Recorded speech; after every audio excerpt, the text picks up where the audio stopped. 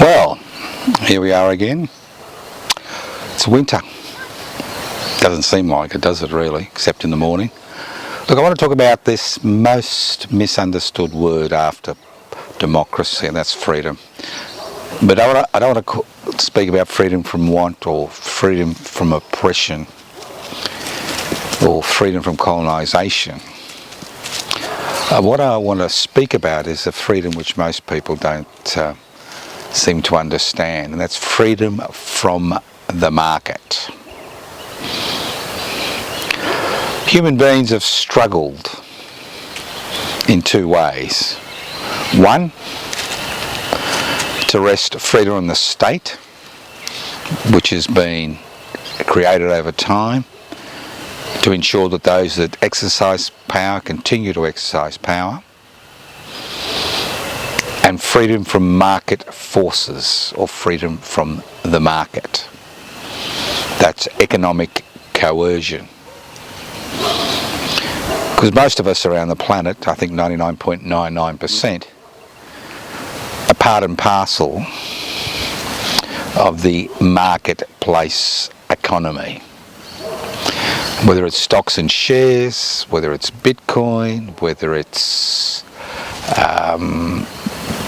property. The fact is that we all coerced by the marketplace and the needs of the marketplace, which obviously is something which has been created by human beings, not something that has its own life force within it. It reflects the relationships which exist between human beings. And what we've seen over the last 50 years is that the state protections which had been won through generations of struggle to protect people from the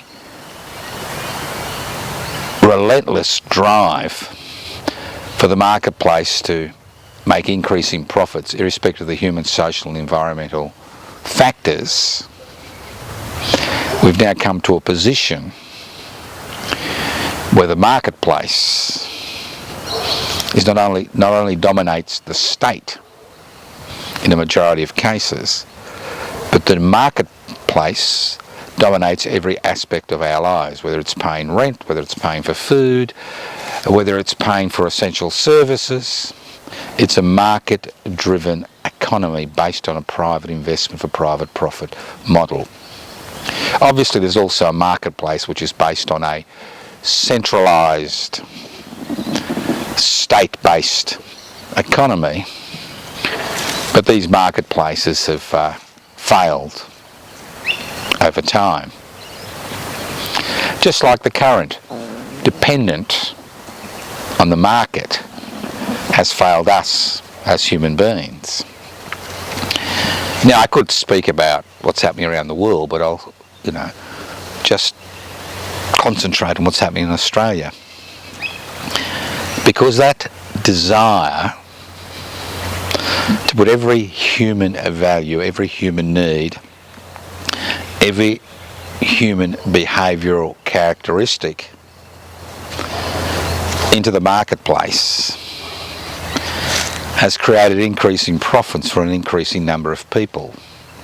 I should say increasing problems, not profits, but decreasing profits, but increasing problems for an ever increasing number of people in this country. And we see this every day when people speak about children not being able to go to school because they haven't got enough to eat. When we look at homeless, the issue regarding homelessness and shelter, access to essential services like electricity and water and gas, and the list goes on and on. So if the marketplace is left to its own devices, what happens? What happens is what we see today, especially in the virtual world. If the marketplace is left to its own devices, little fish eat big fish, and big fish eat bigger fish, and corporations eat these bigger fish and become more and more powerful not just in terms of profitability, but powerful in terms of the power they are able to exercise over governments, whether they're elected or self-appointed. What happens in the marketplace has a profound impact on what happens as far as our political masters are concerned. So this desire to free ourselves from the marketplace is a central element of any struggle for freedom. That's right. It's not just about getting rid of oligarchies and duopolies and monarchies and dictatorships and having more influence in our parliamentary democracy. It's much more than that. It's about changing the marketplace. So it's not based on creating profits for profit's sake, not based on creating artificial human needs, but it's based on satisfying real human needs which are essential for survival, like access to essential services, healthcare, education, and the list goes on and on. And so this is what we mean when we talk about freedom from the market. The ability to move away from market-based economics, which are not based on the satisfaction of real human needs, which are based on the creation of ever-increasing profits for a smaller number of people, irrespective of the human, social, environmental damage which they cause. Obviously, the climate emergency is a direct consequence of having a marketplace which is totally deregulated. And that's the issue. For generations, people have been fighting for the state to intervene on behalf of the individual to protect them from the excesses of the marketplace. But over the last 40 to 50 years, we've seen that state intervention, which is brought as the result of the blood, sweat and tears of generations of working people on this planet, have been rolled back to such an extent that a country as rich as Australia cannot even satisfy the basic human needs of sections of its population, while a shrinking minority become richer and richer and richer, and therefore have more power. Because wealth is not just about being able to surround yourself with luxury goods. There is a limit to that. But wealth is about power. Wealth and power interlinked. The more wealth an individual or a company or a corporation has accumulated, the more power it has to determine the agenda of the government of the day, whether it's a parliamentary democracy or a dictatorship. And what we see in Australia especially is that parliamentary democracy has now been subverted by individuals and corporations which have extraordinary amount of wealth, and they are able to fashion opinion by the fact they have a monopoly on the means of communication. Not just in terms of the virtual world, not just in terms of talking to ourselves, but in terms of moulding our opinions and thoughts. And with the introduction of artificial intelligence and a much more virulent virtual platforms, whose major responsibility is to create ever-increasing profits for their major shareholders, we see the attitudes, principles, morals and ethics of societies changing dramatically. And that's the problem. It's how these attitudes, these ethics, these ideas, these morals change in order to interlink with a philosophy which integrates us as individuals and as communities into the marketplace. And that is the central issue we face today. Freedom from the marketplace. It is an issue which is not discussed, whether it's in an authoritarian world or a parliamentary democracy or a liberal democracy. It's an issue which is prevalent as the leaves on the trees behind me.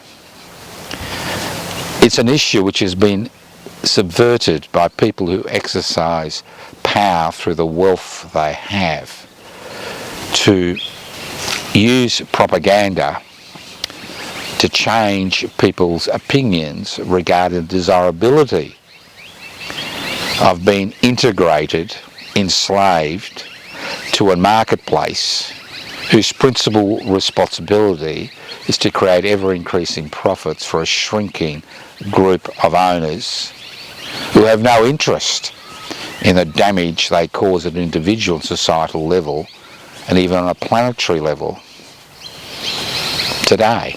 No interest whatsoever. That's why we see all these rearguard actions regarding attempts to tackle the climate emergency. What we see is the marketplace is not a free entity in terms of equal competition between individuals.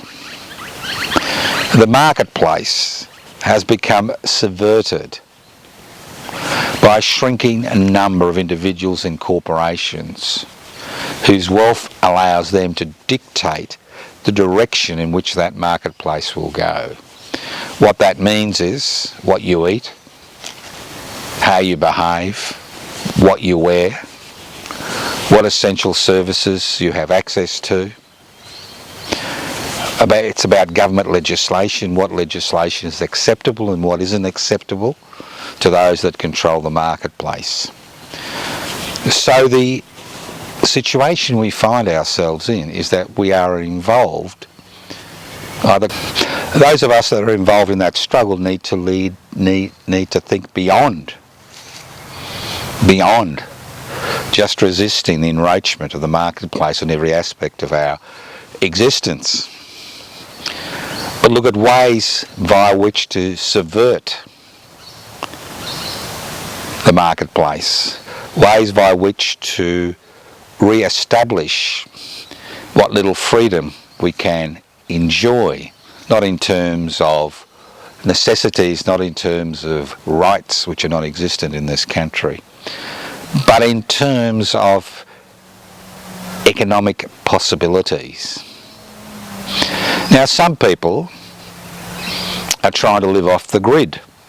This may be useful for a very small percentage of the population, and they may be able to create alternative economies with the people around them. But in essence, being a citizen or a permanent resident of the state means that you are under constant surveillance by that state. So although they live off the grid and may have some economic independence, that option is only available to a very, very few people, because most people are burdened with the issues of everyday existence as far as their financial capabilities are concerned. So how do you subvert a marketplace which is based on the creation of unnecessary consumer items to increase profitability at the expense of the community and the environment?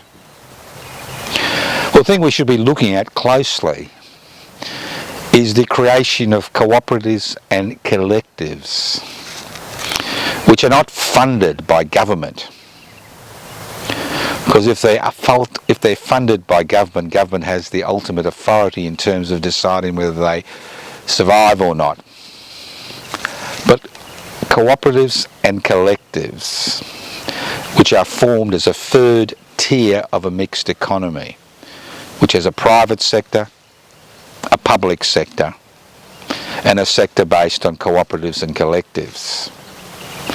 Cooperatives and collectives can work outside the marketplace because they're not designed to create ever-increasing profits for a shrinking minority. They're designed to provide for the necessities and luxuries of groups of people who band together in order to free themselves from the oppression which is created by a marketplace which is dominated by people who have accumulated wealth at the expense of the rest of the community. But the dilemma in this country is the creation of cooperatives and collectives requires finances. And many people are not in a situation to actually pool a part of their incomes to form a cooperative collective. Some can, and more and more of us should be looking at that mechanism via which we can free ourselves from the domination of a market-based economy. But there's also a different option. There's a political option. There's an option about putting pressure on governments of the day to ensure that say 1% of superannuation contributions provide seeding funding for cooperatives and collectives. This seeding funding is essential in a capitalist economy, because without seeding funding you cannot acquire the necessities to create that cooperative and collective. You'll find the financial institutions are not interested in lending to cooperatives and collectives, not because they fail, but because the profits they create normally go to the people involved in that cooperative and collective. The same with governments, because the taxation revenue from a cooperative and collective is not as much as from an individual wage slave or taxpayer. So, in my opinion, there are three ways you can break out of this total dependence on a market economy in a private investment for private profit world, or even in a state-based economy. That's through the creation of cooperatives and collectives by going off the grid.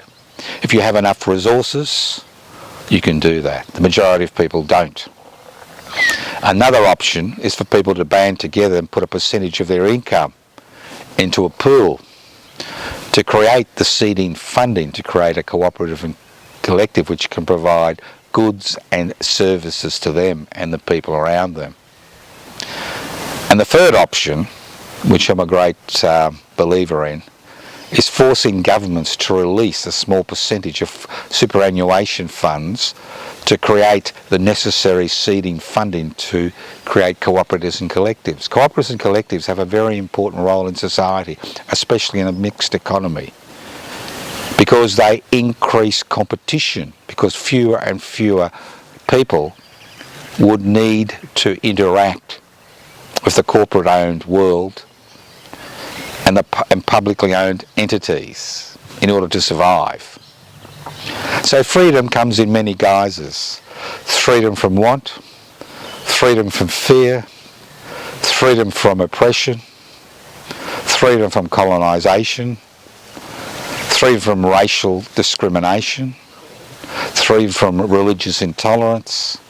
But ultimately, the ultimate freedom in any society is having the marketplace, the economy, work for the people that make up that marketplace and that economy, not work to create increasing profits for a shrinking number of individuals and corporations who have no interest in decreasing the damage which is created by that monopolisation of power and wealth. Once again, this program, this YouTube presentation, is about raising issues which are raised by public interest before corporate interests. And one of the central tenets of public interest before corporate interests is the creation of a third tier economy in a capitalist society, a private sector, a public sector, an ever increasingly important cooperative and collectivist centre. Power is in your hands. I encourage you to look at the website, and if you're interested, please join pibci, pibci.net.